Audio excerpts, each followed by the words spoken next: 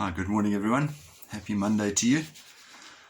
Some things to celebrate today. First of all, we congratulate Deacon Noel Pistorius, who was ordained to the permanent diaconate 19 years ago. So we wish him well and God's richest blessings. Also, just while we're talking about celebrations, we sent out the birthday list for March over the weekend. If you go through that list and you come across any names that shouldn't be there anymore, people who maybe have left the parish, maybe there are some people who have passed away, please contact the office and let us know so that we can update that list. We'd really appreciate it. Now, during this time of Lent, we're talking a lot about forgiveness. And the teaching that Jesus gives us today, if we have a look in Luke's Gospel, the teaching that Jesus gives us is quite an important one.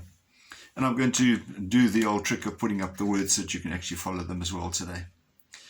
Jesus said to his disciples, "Be compassionate as your Father is compassionate. Do not judge, and you will not be judged yourselves. Do not condemn, and you will not be condemned yourselves. Grant pardon, and you will be pardoned. Give, and there will be gifts for you, a full measure, pressed down, shaken together, and running over, will be poured into your lap, because the amount you measure out is the amount you will be given back." Next from Luke's Gospel, chapter 6, verses 36 to 38, if you want to look it up. And there's some interesting teachings in there. The issue of judgment is quite an important one. People say, do not judge, otherwise you'll be judged. That's basically what's been told us. But we need to understand there are two different forms of judgment. One of them is just expressing an opinion about somebody else's behavior or actions or whatever. The other one is judgment in condemnation of anyone reaching salvation. So in other words, you're saying it's only God's right to choose that. Nobody else should be able to do that. But we should just keep good relationships with other people by not judging their behavior as well, because that also can be difficult.